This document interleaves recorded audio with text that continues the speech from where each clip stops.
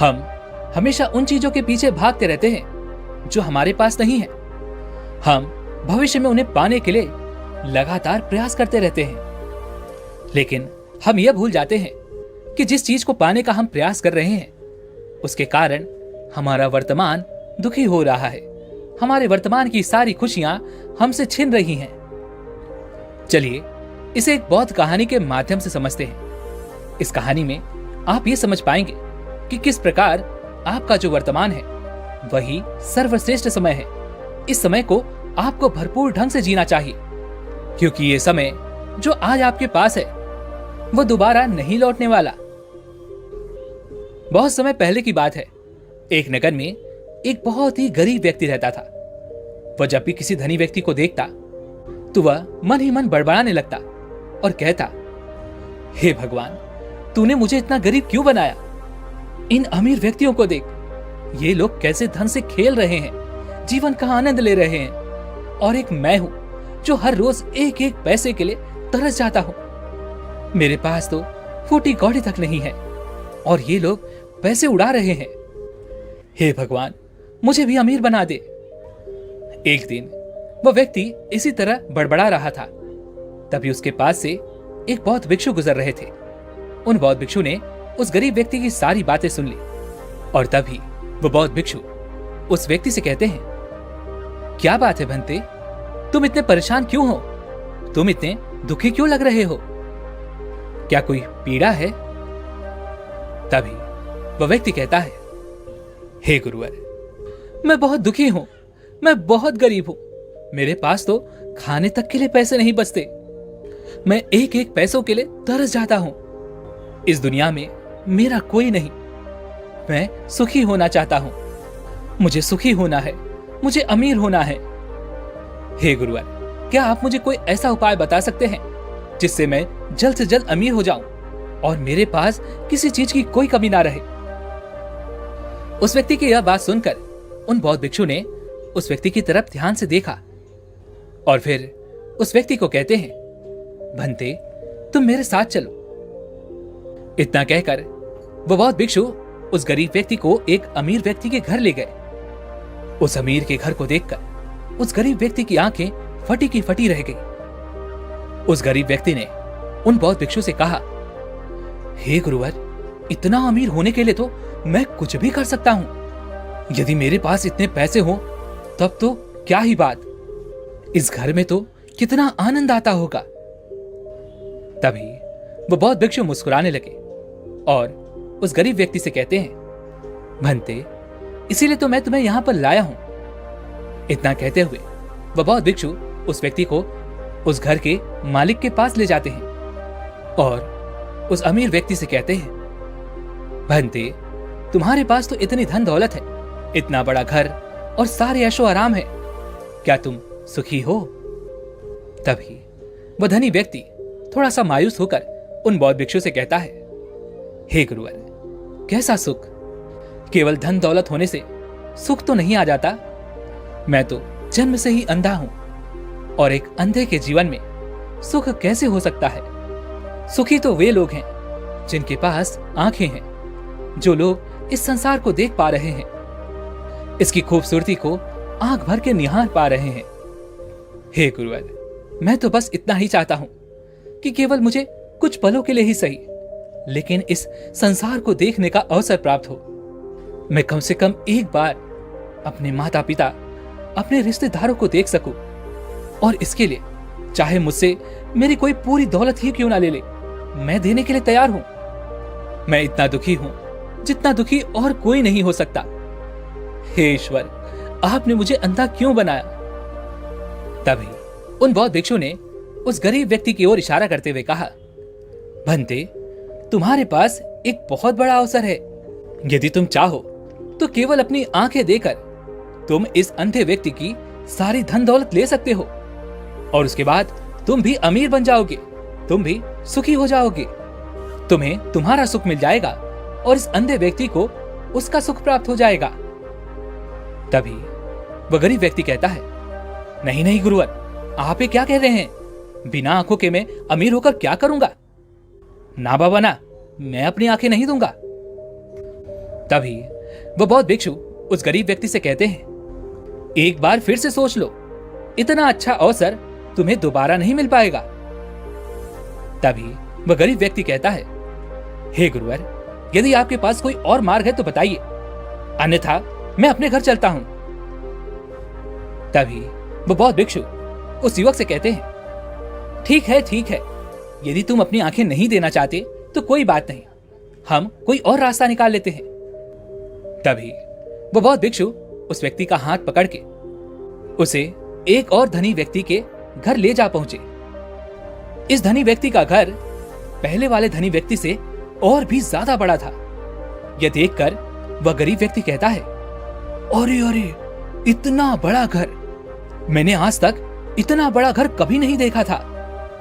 तभी वह बौद्ध भिक्षु उस गरीब व्यक्ति को उस धनी व्यक्ति के पास ले जाते हैं और उस धनी व्यक्ति से कहते हैं, आप तो बहुत सुखी होंगे, आपके पास इतना बड़ा घर है, इतनी धन दौलत है, सारे ऐशो आराम है, आपको तो किसी चीज की कोई कमी नहीं, आप अवश्य ही बहुत सुखी होंगे। तभी वह धनी व्यक्ति मायूस होकर उन बौद्ध भिक्षु से कहता है, हे गुरुवर, आप ये कैसी बातें कर रहे हैं? आप तो जानते हैं कि मेरे दोनों हाथ काम नहीं करते, मैं अपाहिज हूं। ये जो इतनी धन दौलत आप देख रहे हैं, इन्हें देकर भी मैं अपने हाथ वापस नहीं ला सकता। तो ऐसे में ये धन दौलत मेरे किस काम की? इससे तो अच्छा होता कि ईश्वर ने भले ही मुझे गरीब बनाया होता, लेकिन कम से कम मेरे दोनों हाथ मुझे सही सलामत दे देता। न जाने भगवान ने मुझे क्यों अपाहिज बना दिया। जितना दुखी मैं हूं, उतना दुखी और कोई नहीं होगा। तभी एक बार फिर उन बौद्ध भिक्षु ने उस गरीब व्यक्ति की ओर इशारा करते हुए कहा, भंते, तुम्हारे पास एक और मौका है। यदि तुम चाहो तो अपने दोनों हाथ देकर इस अमीर व्यक्ति की सारी धन दौलत ले सकते हो। क्या कहते हो? क्या तुम तैयार हो? और अब की बार तो तुम्हें आंखें भी नहीं देनी पड़ेगी, तुम्हारी आंखें तुम्हारे साथ ही रहेंगी। तभी वह गरीब व्यक्ति उन बौद्ध भिक्षु से कहता है, अरे महाराज, आप ये क्या कह रहे हैं? एक अपाहिज होकर मैं इस धन दौलत का क्या करूंगा? क्या आपके पास कोई ऐसा अमीर व्यक्ति नहीं है जिसका पूरा शरीर भी स्वस्थ हो और उसके पास बेशुमार धन दौलत भी हो? तभी वो बौद्ध भिक्षु उस व्यक्ति का हाथ पकड़ के उसे तीसरे अमीर व्यक्ति के पास ले जाते हैं। उस अमीर व्यक्ति के पास उसका अपना महल था। यह देखकर वह गरीब व्यक्ति उन बौद्ध भिक्षु से कहता है, हे गुरुवर, यह तो अवश्य ही बहुत सुखी होगा। इसके पास तो इतना बड़ा महल है, इसके पास तो इतनी सारी धन दौलत है, ये अवश्य ही बहुत खुश रहते होंगे, इनका जीवन तो आनंदमय होगा। तभी वह बौद्ध भिक्षु उस गरीब व्यक्ति को उस धनी व्यक्ति के पास ले जाते हैं और फिर उस धनी व्यक्ति से कहते हैं, आप तो अवश्य ही खुश रहते होंगे क्योंकि आपके पास इतना बड़ा महल है, इतनी सारी धन दौलत है, आपके पास तो सारी सुख सुविधाएं भी हैं, आपका जीवन तो आनंद में बीतता होगा। इसके जवाब में वह अमीर व्यक्ति कहता है, हे गुरुवर, कैसा आनंद! मुझ जैसा दुखी इस दुनिया में और कोई नहीं होगा। मैं आज बहुत पीड़ा में हूं। मेरी पत्नी ने मुझे धोखा दे दिया। वह किसी और से प्रेम करती है जो मुझसे भी अमीर है। आज मुझे समझ में आया कि यह धन दौलत कभी किसी को सुख दुख नहीं दे सकती, और जब मन में पीड़ा हो, दुख हो, तो यह धन दौलत किस काम की? मुझसे सुखी तो वह गरीब इंसान होगा जिसकी पत्नी कम से कम उसके साथ तो है, वो उसके साथ वफादार तो है। आज मैंने तय कर लिया है कि मैं अपनी पत्नी और उसके प्रेमी की हत्या कर दूंगा। यह सुनकर वो बौद्ध भिक्षु उस अमीर व्यक्ति से कहते हैं, भंते, इससे पहले कि तुम इतना बड़ा कदम उठाओ, कम से कम मुझे भोजन तो करवा दो। जाओ और भोजन की व्यवस्था करो और साथ में कुछ कांच के टुकड़े भी ले आना। वह धनी व्यक्ति सभी साधु संतों का बहुत आदर करता था, इसलिए वह उन बौद्ध भिक्षु की बात मान जाता है। लेकिन वह यह नहीं समझ पाता कि आखिर उन बौद्ध भिक्षु ने खाने के साथ कांच के टुकड़े क्यों मंगवाए हैं। लेकिन जैसा कि उन बौद्ध भिक्षु ने कहा था, वह अमीर व्यक्ति उसी प्रकार खाने की व्यवस्था कर देता है। वह भोजन के साथ कुछ कांच के टुकड़े लेकर उन बौद्ध भिक्षु के पास पहुंचता है। तभी वह बौद्ध भिक्षु, वह गरीब व्यक्ति और वह धनी व्यक्ति तीनों एक साथ भोजन करने बैठते हैं। और उसी समय वह बौद्ध भिक्षु कुछ कांच के टुकड़े उठाकर उस अमीर व्यक्ति के भोजन में मिला देते हैं और कहते हैं, लो अब तुम इसे खा सकते हो। यह देख वह अमीर व्यक्ति थोड़ा सा अचरज में पड़ गया और उन बौद्ध भिक्षु से कहता है, हे गुरुवर, आप ये क्या कह रहे हैं? इस खाने में तो कांच के टुकड़े आपने डाले हैं और इस भोजन को मैं कैसे खा सकता हूं? यदि यह भोजन मैं करूंगा तो इससे मुझे बहुत पीड़ा होगी और हो सकता है कि मेरी मृत्यु भी हो जाए।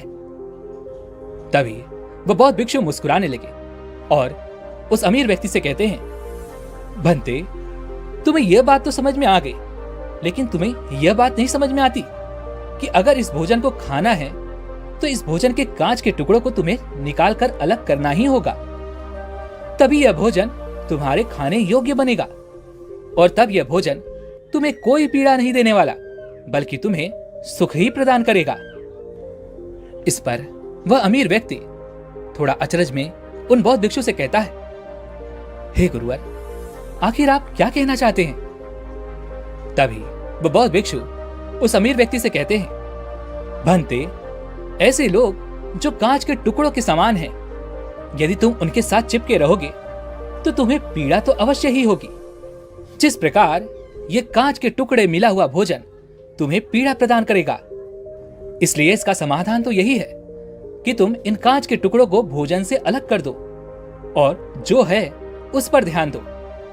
अर्थात कि तुम उन लोगों को भूल जाओ जो तुम्हारे जीवन में नहीं है और उन लोगों पर ध्यान दो जो इस समय तुम्हारे साथ हैं, जैसे कि तुम्हारी पुत्री, वह भी तो तुम्हारे प्यार की भूखी है। क्या तुम्हारा यह कर्तव्य नहीं है कि तुम उसका ख्याल रखो, उसकी परवरिश करो? आगे वह बौद्ध भिक्षु उस अमीर व्यक्ति से कहते हैं, भंते, सुख तो तुम्हारे पास ही है, बस इन कांच के टुकड़ों को अर्थात अपनी पत्नी और उसके प्रेमी की हत्या करने का यह विचार अपने मन से निकाल दो, अन्यथा यह कांच के टुकड़ों से मिला हुआ भोजन करने के समान ही होगा और इसका परिणाम भी बहुत भयानक होगा। वह बौद्ध भिक्षु इतना कहकर शांत हो गए और उस अमीर व्यक्ति को भी उन बौद्ध भिक्षु की बात समझ में आ गई। उन्होंने तुरंत ही उन बौद्ध भिक्षु के चरण पकड़ लिए और वह अमीर व्यक्ति कहने लगा, हे गुरुवर, आपने मुझे इतना बड़ा पाप करने से बचा लिया। मैं आपका बहुत बहुत आभारी हूं। उसके बाद वह बौद्ध भिक्षु उस गरीब व्यक्ति को लेकर आगे की ओर निकल पड़े। तभी रास्ते में वह गरीब व्यक्ति उन बौद्ध भिक्षु से कहता है, हे गुरुवर, क्या इस दुनिया में ऐसा कोई नहीं है जो सुखी हो? तभी वह बौद्ध भिक्षु उस गरीब व्यक्ति से कहते हैं, भंते, आखिर तुम सुखी क्यों नहीं हो? इस पर वह गरीब व्यक्ति कुछ देर के लिए सोच विचार में पड़ गया, लेकिन उसके पास कोई जवाब नहीं था। तभी वह बौद्ध भिक्षु उस गरीब व्यक्ति से कहते हैं, क्योंकि तुम्हें वह चाहिए जो तुम्हारे पास नहीं है। तुम्हारे पास धन नहीं है और तुम्हें धन चाहिए। तुम अमीर होना चाहते हो। तुम्हें लगता है कि वह तुम्हें सुख देगा, लेकिन तुम इस वास्तविकता को भी भूल रहे हो कि वह तुम्हें दुख भी देगा। जैसे कि जब हम पहले अमीर व्यक्ति के पास पहुंचे थे तो उसके पास आंखें नहीं थी। उसके पास जो नहीं था वह उसके लिए तड़प रहा था, जबकि उसके पास तो बेशुमार धन दौलत थी और उसका पूरा शरीर भी पूरी तरह से स्वस्थ था, लेकिन उसका ध्यान उस पर नहीं था। वह उसे छोड़कर उन चीजों के पीछे भाग रहा था जो उसके पास नहीं थी। इसी तरह से दूसरे अमीर व्यक्ति के पास आंखें थीं, धन दौलत भी थी, लेकिन हाथ नहीं थे। इसी प्रकार जो चीज उसके पास थी वह उसका आनंद नहीं ले रहा था, बल्कि वह तो इस दुख में था कि उसके पास उसके हाथ नहीं है। और ठीक इसी प्रकार से तीसरा अमीर व्यक्ति, वह भी दुखी था, क्योंकि उसके पास तो धन दौलत भी थी, ऐशो आराम भी था और उसके पास तो उसका पूरा शरीर भी था। वह पूरी तरह से स्वस्थ और तंदुरुस्त भी था, लेकिन फिर भी वह इस पीड़ा में था क्योंकि उसे उसकी पत्नी ने धोखा दे दिया था, जो उसकी कभी हो ही नहीं सकती थी। जो स्त्री केवल धन के लिए किसी और के साथ भाग जाए, क्या वह उसका साथ कभी दे सकती थी? नहीं। लेकिन उस अमीर व्यक्ति के पास जो उसका था, अर्थात उसकी पुत्री, वह उसके बारे में सोच ही नहीं रहा था। आगे वह बौद्ध भिक्षु उस गरीब व्यक्ति से कहते हैं, भंते, अमीर गरीब होने से दुख और सुख का कोई मतलब नहीं होता। अमीर हो या गरीब, हमारे दुखी होने का एकमात्र कारण यही होता है कि हम हमेशा उन चीजों के पीछे भागते रहते हैं जो हमारे पास है ही नहीं, और जो वर्तमान में हमारे पास हैं, हम उस पर ध्यान ही नहीं देते और ना ही उसका आनंद ले पाते हैं। हम तो केवल भविष्य में घूमते रहते हैं, भूतकाल में अटके रह जाते हैं, और ये सारी गलतियां हम वर्तमान की जमीन पर खड़े होकर करते हैं। और यही कारण है कि तुम कभी आनंदित हो ही नहीं पाते, तुम कभी खुश रह ही नहीं पाते, क्योंकि जो आनंद का समय है, अर्थात वर्तमान का समय है, वो तो यूं ही नष्ट हो जाता है। तभी आगे वो बौद्ध भिक्षु उस गरीब व्यक्ति की ओर इशारा करते हुए कहते हैं, भंते, तुम मुझे ये बताओ, क्या तुम्हारे पास उन तीनों अमीर व्यक्तियों के दुखों में से क्या कोई एक भी दुख है?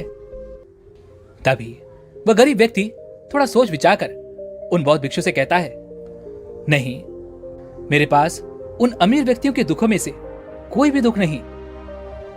इस पर वह बौद्ध भिक्षु उस गरीब व्यक्ति से कहते हैं, तो फिर तुम दुखी क्यों हो? इसका जवाब देते हुए वह गरीब व्यक्ति उन बौद्ध भिक्षु से कहता है, हे गुरुवर, भले ही मैं उनके मुकाबले सुखी हूं, पर क्या धन कमाना या धन प्राप्त करने की इच्छा नहीं होनी चाहिए? क्या मुझे अपने वर्तमान को इसी तरह से स्वीकार कर लेना चाहिए? क्या मुझे हमेशा इसी तरह से गरीब रहना चाहिए? तभी वह बौद्ध भिक्षु मुस्कुराते हुए उस गरीब व्यक्ति से कहते हैं, भंते, वर्तमान में वर्तमान स्थिति का आनंद लो। वर्तमान में ही ऐसे कर्म करो जिससे तुम्हारा भविष्य सुधर सके, संवर सके, लेकिन ऐसी चीजों के पीछे व्यर्थ समय ना गंवाओ जो तुम्हारे पास आज नहीं है। जो तुम्हारे पास आज है उसका आनंद लो, और जो तुम पाना चाहते हो उसके लिए केवल कर्म करो, और उस कर्म का फल तुम्हें भविष्य में मिलेगा या नहीं, इसकी चिंता में भी मत रहना, क्योंकि यदि तुम इसकी चिंता में रहोगे तो कभी सुखी नहीं रह पाओगे। भले ही हालात कितने भी बुरे क्यों ना हो, केवल अपने वर्तमान पर ध्यान दो और अपने कर्म मन लगा कर करो। इतना कहकर वो बौद्ध भिक्षु शांत हो गए, और उस गरीब व्यक्ति को भी उन बौद्ध भिक्षु की बात अच्छी तरह से समझ में आ चुकी थी। वह यह समझ चुका था कि अब से उसे अपने वर्तमान पर ध्यान देना है, उसे अपने वर्तमान को सुधारना है। उसके बाद उस गरीब व्यक्ति ने उन बौद्ध भिक्षु को प्रणाम किया और वापस अपने घर लौट गया। अब से वह गरीब व्यक्ति यह सोचकर हमेशा खुश रहने लगा कि कम से कम वह उन तीन अमीर व्यक्तियों से अधिक खुश है, उसके पास अधिक खुशियों की वजह है। हाँ, ये बात और है कि उसके पास धन नहीं, लेकिन उसके पास ऐसी चीजें हैं जो धन से कहीं ज्यादा कीमती हैं, और वह है उसका पूरा शरीर जो पूरी तरह से स्वस्थ है। वैसे दोस्तों, आपने आज की इस वीडियो से क्या सीखा वो मुझे आप कमेंट में जरूर बताइएगा, और इसी के साथ में उम्मीद है कि आपको आज की ये वीडियो भी जरूर पसंद आई होगी। तो लाइक और शेयर करने के साथ चैनल को सब्सक्राइब और घंटी बटन को जरूर दबा दीजिएगा। तो चलिए फिर मिलते हैं ऐसे एक और वीडियो में, तब तक के लिए अपना ख्याल रखें। धन्यवाद।